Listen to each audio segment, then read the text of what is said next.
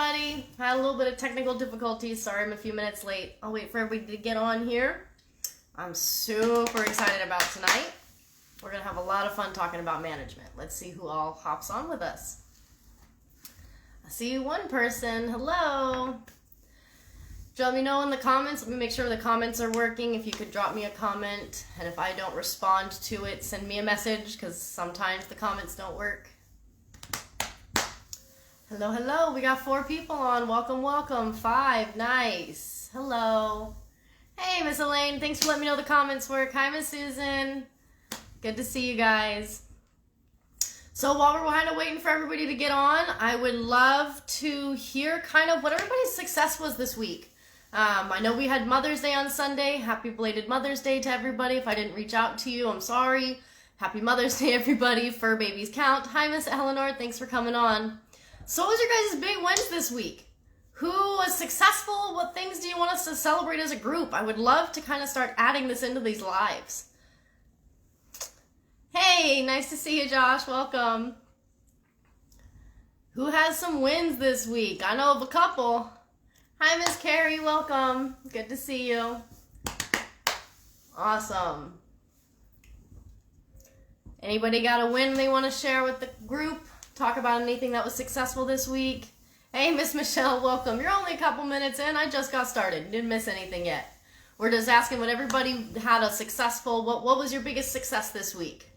Hey, Miss Susan, thank you. Big women's introduction to Ivy and Ravy. Yes. Oh my gosh. Ivan and Raven. Ivy and Raven. Tongue twister there. I am so pumped for you guys.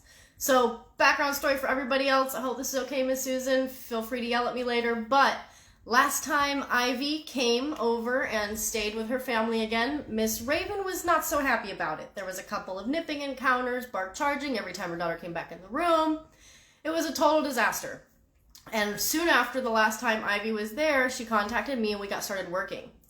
And this time, there's already pictures that they were posting up of getting pets, getting kisses, sitting in her lap. I mean, snaps for you guys. I am so proud of you, Miss Susan, and all your hard work. I'm really glad that Raven is accepting Miss Ivy into the house. That is awesome. Congratulations. Anybody else have a big win that it was a hot mess before? Hey, Jay, welcome. Thanks for letting me know you're watching live. That's great.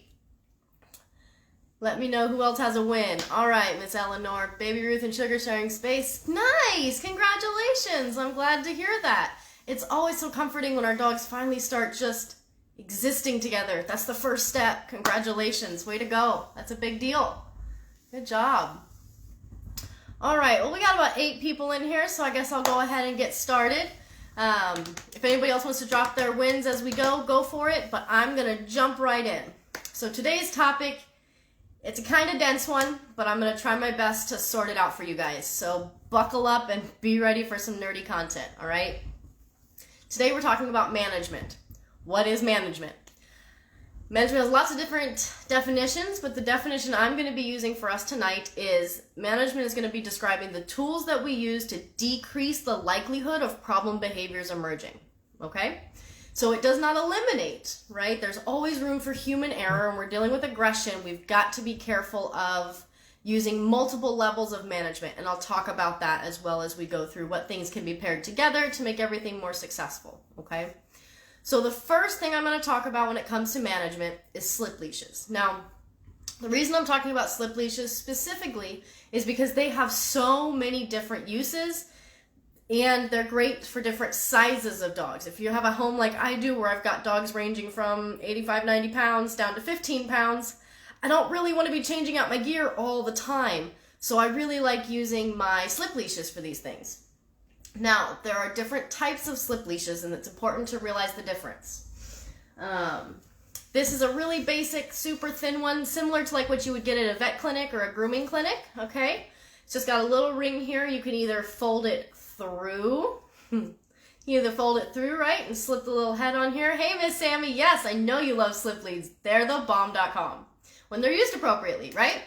So we can feed it through there. We can take the little handle here, feed it right through, boom, slip it right on over your dog, okay? These slip leads are great for quick transport. I also recommend these for things like if you've got a dog that likes to bolt out the door when your company comes over, just put a thin little slip lead on them so they can't get right out the door. All right. This is a great management tool for quick trips, for things inside the house, for anything of that nature. Okay. But notice it does not have a lock. So if your dog was to put the brakes on and spec out, there is a high percentage chance that this is just gonna bloop right off their head and you're gonna lose your dog and be left there holding this little leash. Like, what the heck, Renee? So this is only good for short transport things, okay? If you're looking for something that's going to have a little bit more consistency, a little bit more reliability as far as actually hanging on to your dog, you're looking for a slip lead that locks, all right? So this is one of my favorites. It's just a nice rope slip. I like this one specifically. I get it from a leather company. So there's a lot of other rope slips out there that are hard on your hands. They're kind of scratchy almost. And I didn't use them for a long time because I have little sensitive baby hands. But these are so smooth and nice. And it's made by a leather company, so everything's great. Anyways, you come on down here and this lock. This is the lock I'm talking about, right? So it slips right up over your dog's head. Bloop. And this little thing, this lock, right, you can pull it up the leash to make it bigger, cinch it right down on their neck. Now, the chances of them getting out of this are much, much lower, all right? So for some dogs, if we're not dealing with major reactivity, if it's just some simple unruly behavior, I'll use something like this on a walk with some ID tags, of course. These types of things can be slipped out of. These types of things are not 100% guaranteed, but I like these over the kinds without the lock when we're doing anything outdoors or when the potential for failure would increase the risk of the dog getting hurt or hurting somebody else.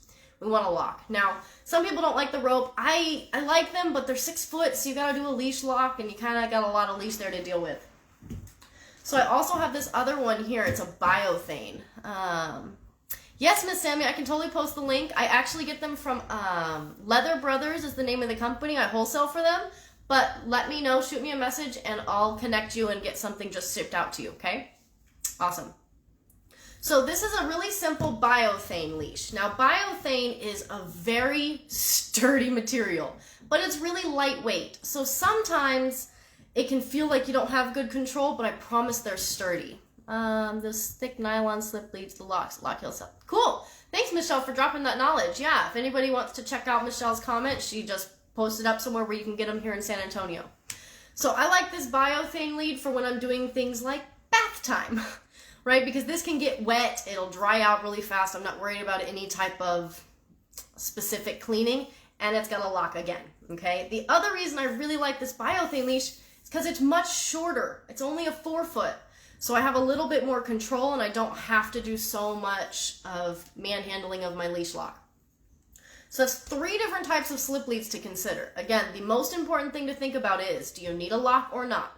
9 times out of 10, the answer is yes, you need a lock on your slip leash, okay? Sometimes you don't. That's for the puppies who are just bolting out the door. Just grab your really thin little slip lead. Ask your vet clinic if you can take one home. They are excellent for transporting from A to B, all right? So those are the slip leads I was going to cover today. If you guys have any specific questions about slip leads, how do I use, when do I use, drop them in the comments and I'll try and answer them as I go. The next thing I'm going to talk about is muzzles, all right? Muzzles are wonderful, wonderful tools. Everybody who's in this group knows my stance on muzzles. I stand by muzzles. I love muzzles. I'm kind of obsessed with muzzles. There are so many different kinds of muzzles. So the place I usually, thanks Jay, the place I usually start most people off when we're talking about muzzle training is going to be a simple Baskerville muzzle, all right? This is an older style, and you can tell because it has this buckle here, right? The new upgraded versions, it's just an actual clip, all right? And this head strap is actually attached already, so you don't have to fumble around. But this is the older style again, like I said, and you just slip it through there, feed it through the buckle, and your dog's face goes on. Now, it's important that we do short side up, long side down. Sometimes people will get it flipped over. So you want all the material to be underneath, all right? There's a lot that goes into making a muzzle work and letting your dog love muzzles. I know lots of clients whose dogs love muzzles. My dogs love muzzles. The reason I like to start with Baskervilles is number one, they're super easy to get dogs trained into. You can smear spray cheese on this thing. They're super easy to clean. They're super durable. I've seen one case ever where any punctures went through, and that was a very large dog biting a dog who was muzzled, okay? These are not considered 100% bite proof, meaning a very determined dog can get their little teeth out like this and bite through it, okay? Or they can smush skin up in it, right? If they punch into your leg and they kind of smush your leg in, they can get a hold of you. I've only seen one picture of this happening, and of course it was a Belgian Malinois who was bite trained, obviously. It was going after a bite sleeve. So that's the only time I've seen these fail. But I love starting with these. And they're super malleable, so especially my pitties. Of course it's a Malinois, right, Sammy? So they're super malleable. You can take this, put it in some boiling water for about a minute, get some oven mitts or something, and stretch it so that it fits around their face, smush the front end in. I mean, you can really shape this to however you need, and when it hardens and cools, it'll stay just like how you set it. So I have been able to get Baskervilles to fit all kinds of crazy face shapes. That's why I love them. Now, the size, the nose should end up somewhere between these 2 points. If the nose is back here, it's too big. If the nose is pressed against the front, it's too small. If you're having a hard time sizing your muzzle, always let me know. If you can't figure out which muzzle your dog needs, also let me know, and I'll help you out, okay? What you gotta say, Miss Susan? Loves her muzzle. Raven loves her muzzle so much that I took it off of her at her last session, and she climbed into my lap to put it back on. Not because she wanted attention, but because she wanted her muzzle back on, because she's obsessed with it. Some dogs really love these. Some dogs who resource guard, they end up guarding their muzzles because it becomes such a high value item to them. Yeah, Sammy, of course it was a Malinois. Malinois, if you guys don't know what Malinois are, I like to call Malinois German Shepherds on crack. They are rowdy. Most police dogs that you see are going to be Malinois. If you are considering a Malinois, consider if you want bites. They are bred to bite. They need to bite on things. They need a job 24/7. They are a hardcore dog to own and should not be gotten just because they're pretty. Let me get off my soapbox on Malinois, but I have very strong opinions about them. Baskerville muzzles are a wonderful, wonderful management tool. The other reason I like Baskervilles specifically is because they can take food. Really easy to just jam some spray cheese up here, get some treats up in. They can play with toys. Plenty of dogs get out there and bat little balls around and chase things and play with other dogs. They can fully pant. That's the key. Whichever muzzle you pick, it all depends on what the dog's activity level is going to be while wearing the muzzle. So a Baskerville is great for dogs who are mild to moderate excitement levels. This is not a muzzle to put on your dog and go run a marathon with. You will overheat your dog and they will not be able to relax. This gets mostly a full pant. Not all the way, but it gets most of a pant in there. What do you got to say, Miss Michelle? Yes, I agree. They are wonderful if owned by a responsible owner. That's accurate. Yes, ma'am. So that's Baskerville muzzles. Now, there's also this muzzle, which I'm sure the majority of you guys are super familiar with. You see them at vet clinics, at grooming salons. The dog puts their face in there, their little nose is sticking out, and their mouth is completely shut. This is my worst case scenario, last ditch effort muzzle option, all right? And the reason why is because their mouth is closed. When you're using a cloth muzzle like this or any other cloth muzzles, you're actually restricting their ability to regulate heat. So there's a very limited period of time. It depends on your breed, dog's age, etc., etc. But generally, this is just for a quick groom, take it right back off. Now, a lot of vets end up having to use this because people don't use Baskervilles to muzzle train their dog prior, and they end up having to slap this on. So the majority of dogs I see that are muzzle reactive are actually reactive to this style of muzzle. But when you switch to a Baskerville, there's a lot of success in just switching the type of muzzle, all right? So these last-ditch effort, I really don't like them. I use them if I absolutely have to. There's only 2 dogs that I use it on in my house, and of course it's my 2 very little ones, and it's only for nail trims. On, quick, quick, quick, take it off, lots and lots of cheese, because they can still lick a little. So I smother the little face with some cheese. So that's cloth muzzles. If you guys have experience, have questions, let me know below, and I'll answer them. Okay, this is another style of basket muzzle. This is really good for our dogs that have those thin, long snouts, all right? Baskervilles are good for pudgy face, pretty much any face. But when you've got like the Italian Greyhound face or a Greyhound or any of those sight hounds with the really long nose, you're looking at something shaped more like this, all right? This way they can still get a decent amount of pant in there. And the reason I like this one is it's got a secondary little bloop right here. Opens up, you can feed more treats. In fact, when I use these with people, I'll cut these out so that I can feed, but when it's time for you to not be able to have access to the front of your muzzle, you just close that right back down. So this is a pretty neat little muzzle here. One downside of this style of muzzle is it does not have a strap between the eyes. So when there's no strap between the eyes, the dog can get their paw behind this if they're super determined and just pop the whole muzzle right off. And then you're really looking for a bite. So these are really good if you've got a dog who has a long snout.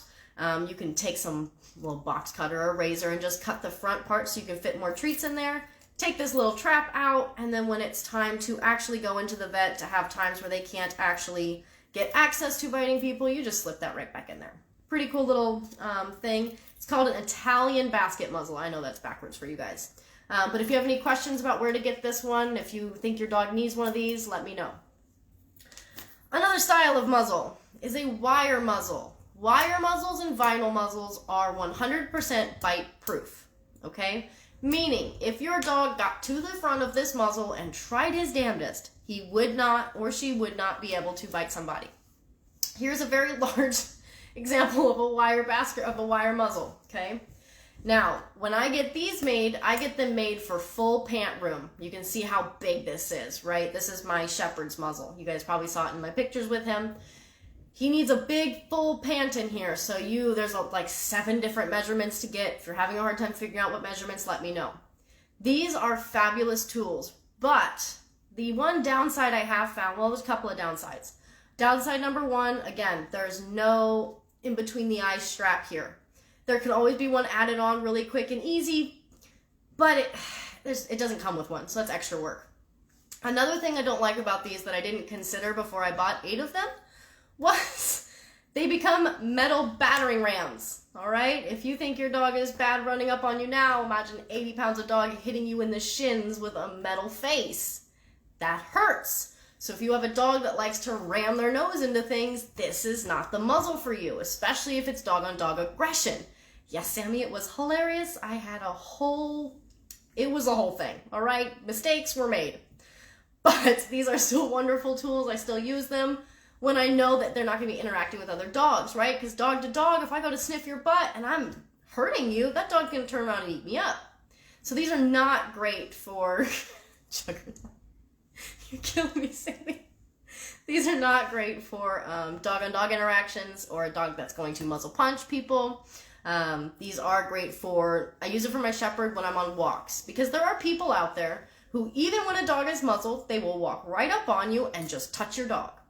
So this eliminates the option for him to walk up and bite somebody when they reach out and they're being knuckleheads. This eliminates that. Yeah, there's a lot of dogs who this is not an option for them for that reason, Miss Michelle. But if you need a bite-proof muzzle, there's another option. They're called vinyl muzzles. Just regular vinyl. It's hard, it's thick. They have them where you can get the treat hole cut out in the front. They've got vent holes in the side, and it's 100% custom made to your dog. So if you guys need information on the vinyl muzzles, I can absolutely get that to you. Vinyl muzzles are thebomb.com. They're fabulous. I do recommend that you get them done and they clear so that you can see your dog's stress signals.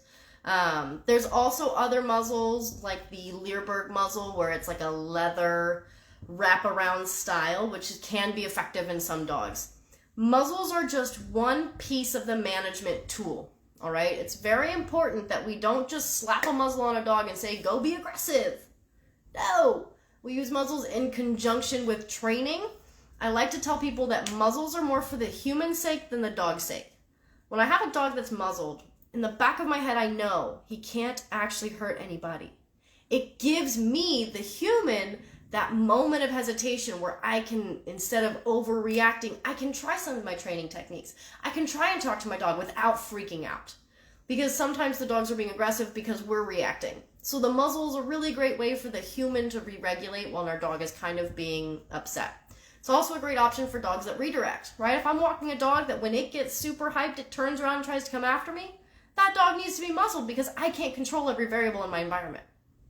Okay? Miss Michelle. The ones that were clear plastic looking ones, how well do they work for poo eaters? They work pretty well. I've actually seen some styles that are similar to the wire muzzle, okay? But they're shaped more like this guy, all right? It's as if these two had a baby. And there's little, I shit you not, there's little poo caps. It just looks like a little cap you put on the end of the muzzle and they can't get the poop up through the muzzle. So that's absolutely an option. I posted the muzzle group in the group last week after the live. Hop in there, you should be able to search poop caps, and you should have lots of options on there. Yeah, Miss Susan, if you guys ever need to ask questions, I'm sure Miss Susan would love to answer your questions too. Just putting a muzzle on a dog gives the human and the dog a sense of security, and we can relax a little bit more. I'm a huge advocate for muzzles, but it probably does suck, but it's better than letting your dog eat it, right? Muzzles are excellent tools, but should be used with other things. So when we're dealing with a dog that's aggressive, it's always important to have at least 2 levels of management, especially at the beginning of training. That means a leash and a muzzle and a gait. We need 2 options on board because humans, by nature, we fail. We are not perfect. We are not set up to be perfect. And when we expect that of ourselves, we're going to set our dogs up for failure. So it's really important we always have 2 levels of management, especially at the beginning when we're first getting these aggressive dogs back under control, all right?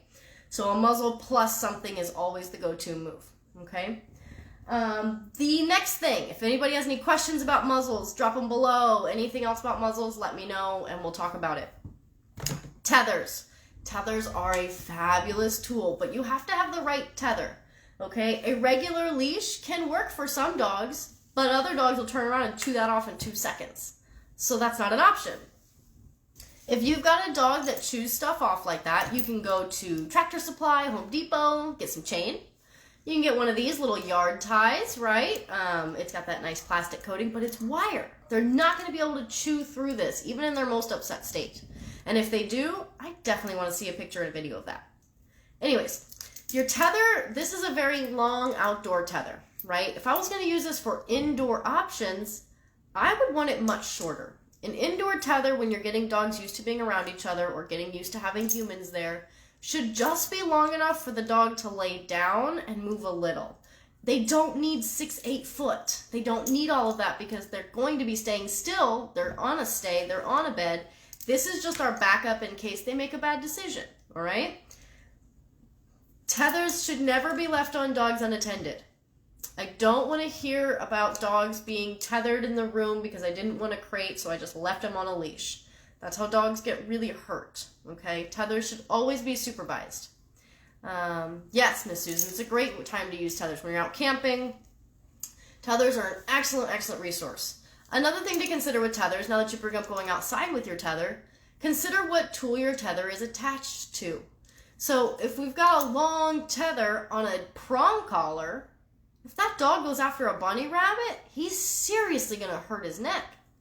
So if I've got the longer the tether, I will always put them on a harness. At least a back attaching, if not a front attaching, something so that they're not going to hurt themselves if they do make the wrong choice and get to the end of that tether, okay?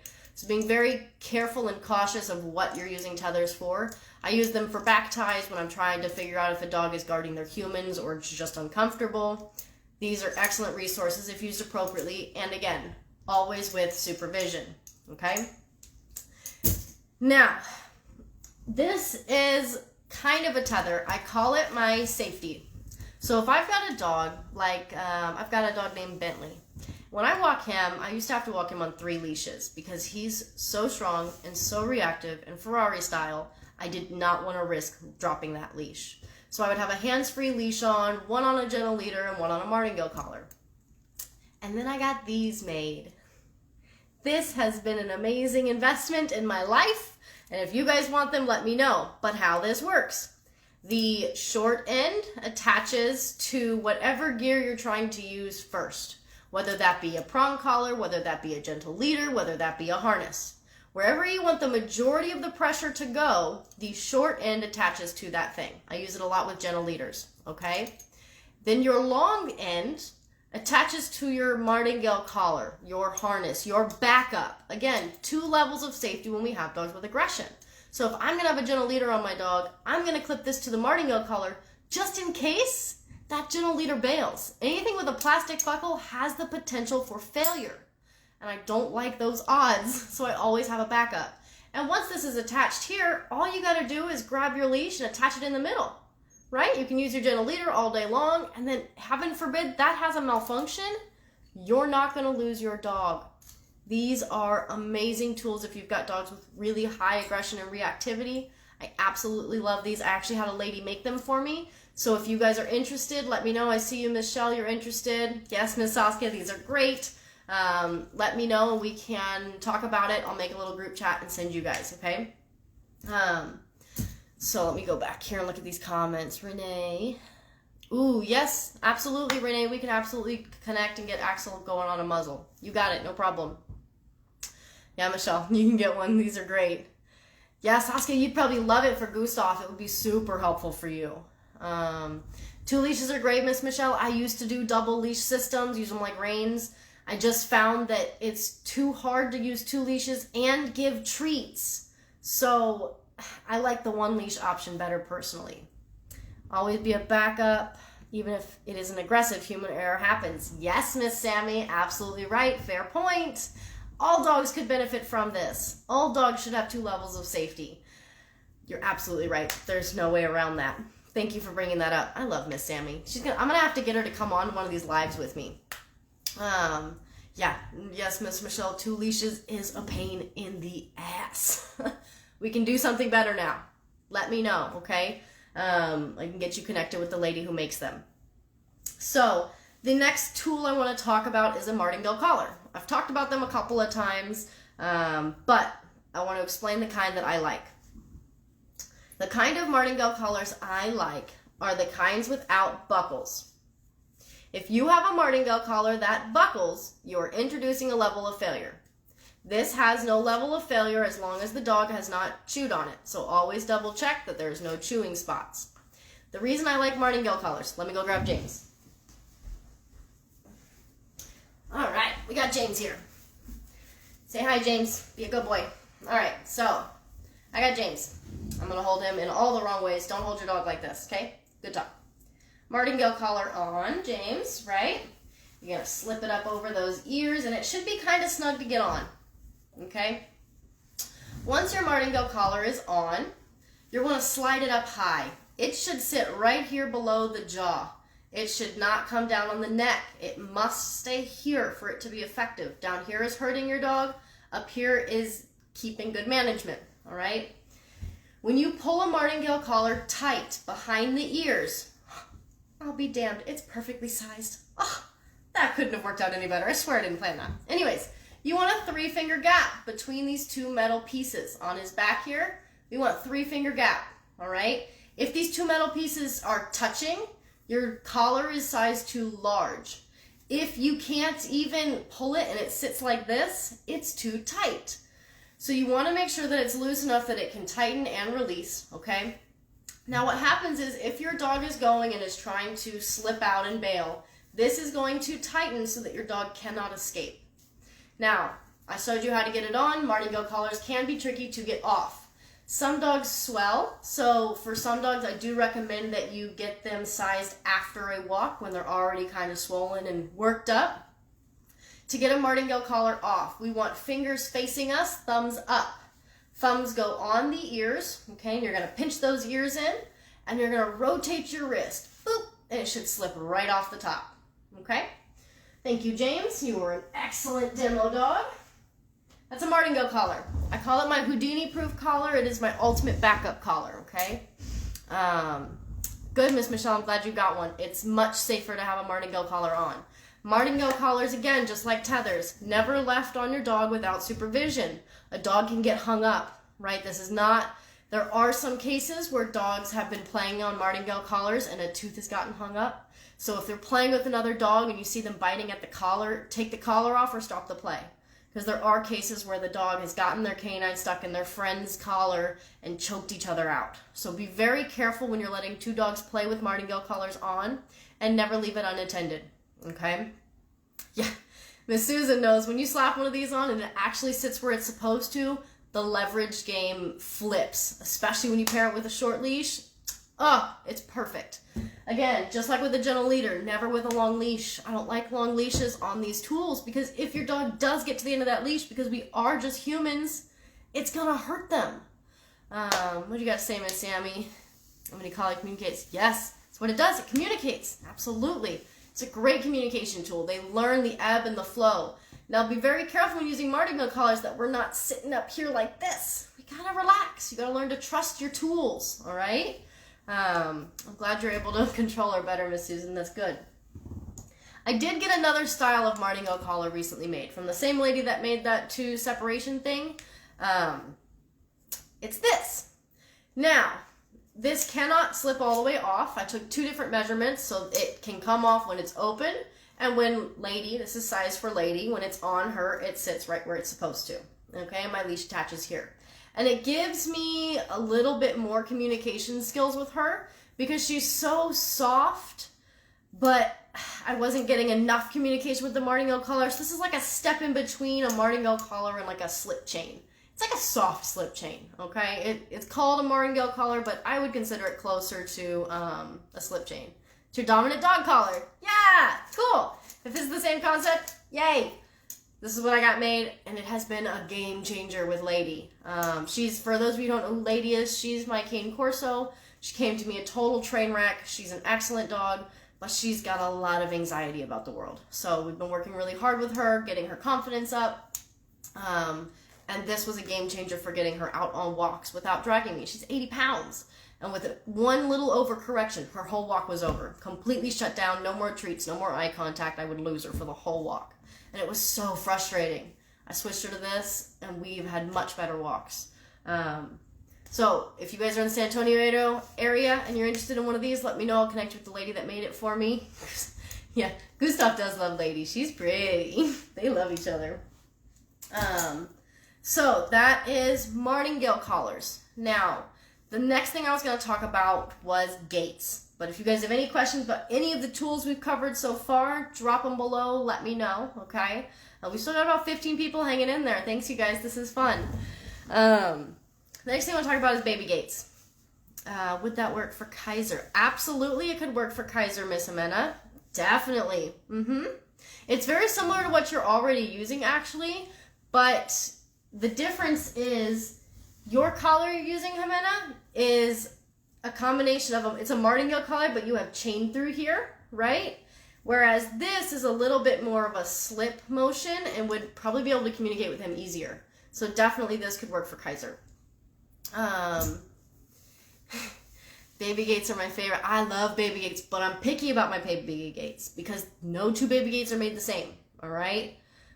Took me a minute with this fake dog. James is fake.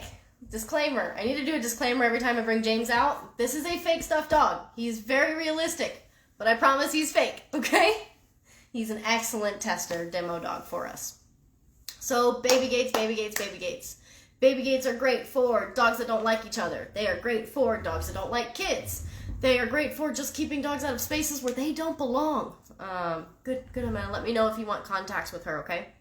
I love baby gates. Now, when you're dealing with baby gates, you've got to consider the 2 levels of safety again. So when I use a baby gate, it's always in conjunction with something else. I really don't let 2 dogs go nose to nose through baby gates. That can build some barrier frustration, and it's just too easy to hop right over. Noses can get bit. It depends on your context. Depends on how bad your in-home aggression is, if that's what you're using it for. Baby gates are great for keeping puppies out of places they don't belong. Keeping reactive dogs away from patio doors, absolutely. So I've got a cheapy one here on this door. This is the basic kind you can get at Walmart, right? And these work great. I use that one actually for my human children. And they're excellent. They do a great job. But if one of my dogs were to go through that, they could knock it over. They have knocked them over. They don't work. So I'll drop a link in the group tonight or tomorrow of the actual baby gates I use. The kind I like, they're super easy to install. You drill them right into the wall, and you can expand it however much you want. When you're considering baby gates, you need to consider how secure you need your gates to be. Most of the time, we need them pretty secure. The kind I like is also pretty tall. It goes up to about my rib cage, maybe my hips. So it's pretty tall, but you can always get higher ones.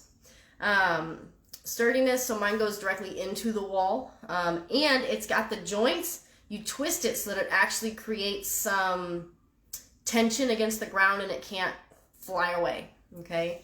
I also like ones that lock automatically behind you.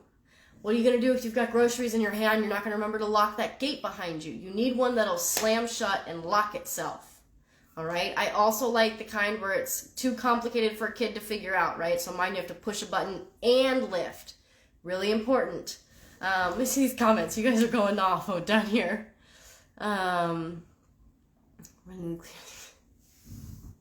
Yeah, Miss Sammy, you got yourself a live one over there. What'd you expect? Cody clears the baby gates like they're nothing. My shepherd, they are just a step in his way. He doesn't even take a running start anymore. He just clears it. All right, Miss Irma, you just want to keep my dogs in my room exactly like the one by your door when I have company they're not comfortable with. They don't jump or push on the gate. Good. Good. Yes, some dogs are super soft and they're traumatized by it once it falls, right? Kind of like the fight I broke up the other night with the blanket. They knew they could get through the blanket, but they were just like, well, that's a wall. I can't get through it. So some dogs respect boundaries naturally. Others don't. And it depends on where your dog falls on that spectrum. And it also depends on what context. So some dogs are just like what Irma described. They're terrified of boundaries. They won't ever cross them until you bring a dog into your house. Until that toddler goes running by and you're like, oh my gosh, that came out of nowhere. So be wary of that and be cautious of that when we have a dog that's reactive or aggressive. But if we're just doing with basic puppy management, you can get away with pretty much anything. I do love a good baby gate as a secondary option. So if I've got a dog who resource guards, I love baby gates. Put them in their own space behind a gate, maybe on a tether too. Oh, you're going to be set. You don't have to worry about it, right? You can sit down and work on your computer while your dog does your thing. You don't have to worry about another dog sneaking in behind you and messing up your training session. So gates are super, super important, and I'll post the one that I like in the group either tonight or tomorrow, okay? The next thing I want to talk about is crates. Crates and X-Pens. I promise I'm going to wrap it up here, you guys, but I'm spending this whole chunk of time with you guys today on just management tools because there are so many to consider. So crates and X-Pens. Some dogs can handle wire crates. Some dogs can handle travel crates. Some dogs need a soft crate. It all depends on your dog and what context you're going to be using it in.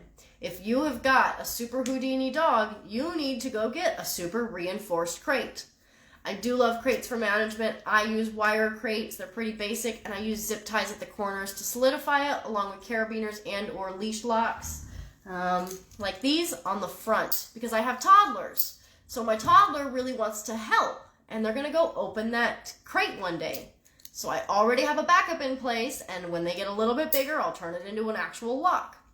Our management should be set up so that it's dummy-proof. Management is there so that when we fail, our dogs don't hurt something, make the wrong choice, get involved in something they shouldn't be, okay? Yes, Miss Justina, I'm so glad she loves her kennel. Some people are super hesitant to crate train their dogs, and if you are one of those people, that's fine. Talk to me about it.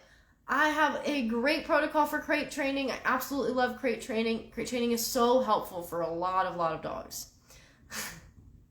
Yeah, rough and tough crates. If you guys want to know like a hardcore crate, talk to Miss Sammy. She knows her stuff. Yes, exactly, Miss Michelle. They all need a space they can go to. It's a very predictable context for them. And I like to make crates this magic box where things appear. Yeah, Miss Raisin does love her crates. It is her safe space. That's what it's for, right? You can cover them. You can put beds in there. Yada, yada, yada. But crates are excellent. X-Pens are great too. Now, X-Pens I use more often than not with puppies, okay? So you can have a crate and then attach, it looks like a crate, it's the same material as a crate, but it doesn't have a top or a bottom. It's just a little bit taller of a wall you can kind of spread around. So for puppies that are first learning how to be out of their crates and transition into a living room, give them an X-Pen, right? Slowly increase their space. That's what these X-Pens are for. Now, X-Pens, if they're not anchored, the dog will just run around with it. So if you've got a large dog, I wouldn't spend your money on it. But if you've got a smaller dog, throw them in an X-Pen. Call it a day. Love their kennels. Limited amount of people who can walk. Yeah. Not a lot of dogs like to be walked up on. That's some barrier frustration, and I would not encourage people to walk up on their dogs in their crates unless you're actually working on something specifically. If you've got a dog like Irma's dog who gets super reactive when people come up to their crates, consider throwing a really thin sheet over them so they're not distracted by everything that's going on. It's a lot easier for them to process the stimulus when they don't have to see what's going on. For most dogs, not all dogs. So that's crates and X-Pens. I was just going to touch on it because that is another form of management. Now, if I've got a dog who's super crazy Cujo, I had a black and tan coonhound foster once who had to be in a crate behind the closet door, behind the bedroom door, because he had broken 3 wire crates. He broke through 2 different doors. So he was on a 3-level management plan. He just did not acclimate well to my home. He did great when he left, but some dogs just don't mesh in those different environments, so he moved on to a better place. But you can always increase your management as needed, okay? So long story short, management is the tools that we use to decrease the potential of our dog to make the wrong choice. They are things like slip leads, with and without locks, muzzles, I went through all the different kinds of muzzles, tethers, inside and outside, martingale collars, the types to look for, what the different usages are. We talked about baby gates, and we talked about crates and X-Pens, all right? That's a lot of management tools to swallow. Let's see here. We've got some questions coming in. Is there ever a good time to take away the crate, or should they stay available always? That depends. You're going to hear this answer a lot from me. It depends on what your dog needs. It depends on the purpose you're using for the crate. So for Kaiser specifically, because he has anxiety and he's a little bit of a resource guarder, I would send him to his crate. I would always leave the crate available to him. That way he knows he can go somewhere with a set parameter of rules and expectations and what is going to happen. It can really bring down their anxiety when they know where to go. A great example is one of my clients had 2 really small dogs, and on our first session, the dogs got into 3 fights while I was there. Just wild. I mean, you couldn't touch one of them without the other one coming across the room. It was nuts. By the end of our program together, they got into a bag of treats while she was asleep. And these 2 little dogs split the treats between their crates. They didn't once fight. They shared it, but they went to their stations. They used their crates as a safe place. That's the goal. So if that's what you're using it for, always keep it available. I've got lots of dogs that'll probably be crate trained forever. It's a fabulous tool to have on board forever. Yeah, Donnie comes to mind. I bet he does. Donnie was a hardcore foster.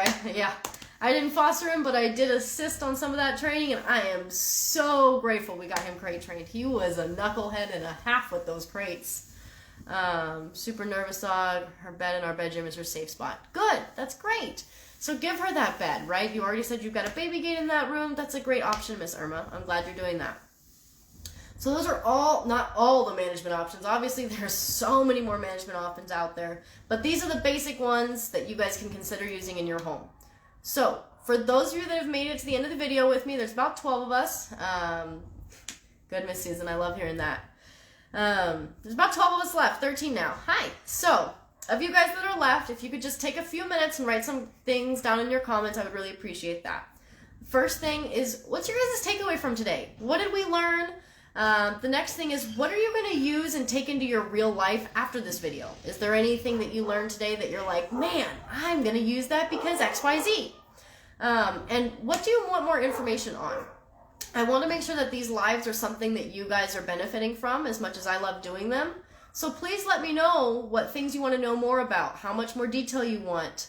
Give me feedback, yay or nay, if this was good. Tell me what you learned, give me your takeaway. What will you be using after the end of this video? And what do you want to know more about? Answer 1 or all 3 of those if you could for me in the comments down below. I would really appreciate it so that I can help guide our next lives, okay? Well, we've done this for about 45 minutes again. I am so sorry it takes this long, but I have just loved doing these lives with you guys. I'm glad you like the information, Jimena. Thanks for hanging in there. I know it's late. You guys were excellent tonight. Some really great questions. So feel free to reach out to me on a personal basis if you have any specific questions, or drop it in the group for everybody to learn from, okay? How management tools work, yeah. It's always good to know in the back of your head, you know what I mean?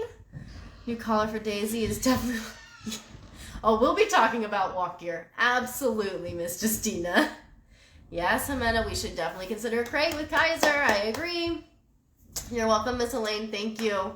Y'all have a great night. Again, drop those 3 things. What did you learn? What was your takeaway? What will be using after the end of this video? And what do you want more information on? Thank you guys so much. I'm just loving this every week. So I will see you guys next week. All right. Bye.